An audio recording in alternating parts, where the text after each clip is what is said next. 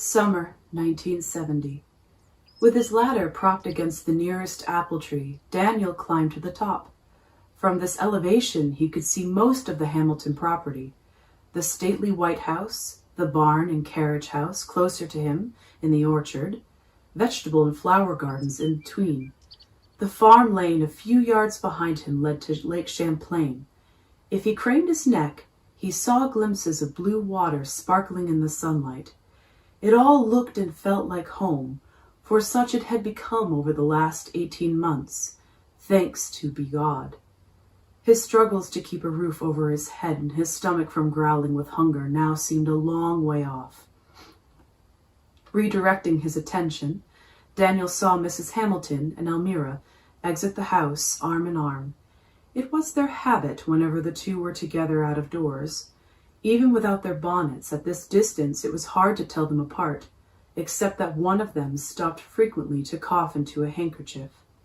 Mrs. Hamilton, always weak and short of breath, seldom went on excursion of any kind since he'd come to live with them. Consumption was upon her. To him it was obvious, though he nor anyone else ever spoke it aloud. His own mother had lingered on for years before receiving her heavenly reward. Daniel could only pray this kind of woman's suffering would be brief. "Good day, Mrs. Hamilton. And you too, Miss Elmira," he called as they came near. "Daniel, I see you've been hard at work." "That I have, ma'am. The 6-bushel basket's already full, and I haven't yet finished picking." "Dolly," said Mrs. Hamilton to her daughter, "do find a clean spot to place my cushion. I need to rest." There was a nice location in the sun. Elmira led her mother to it, eased her to the ground, and approached the ladder. How he secretly loved her, worshipped her, adorned, and was captivated by her. "Aren't you afraid to be so high up?" she asked. "Goodness, no, miss. Not if the ladder is steady." Moments like this were precious to him. "Would you like an apple, miss?" "I see here. This one's perfectly ripe." "Yes, please." Daniel twisted the apple from the stem and came down a few rungs to hand it to her. Elmira's sweet voice, her gentle reaching hand, and expectant bright eyes as she took it from him were intoxicating.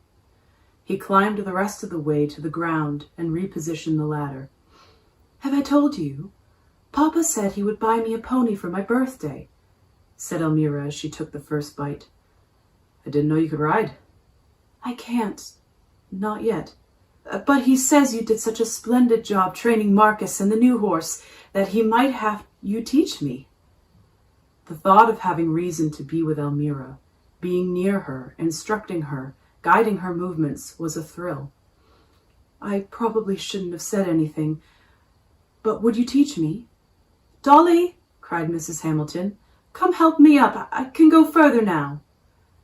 Elmira looked toward her mother, who'd begun coughing, then back at him.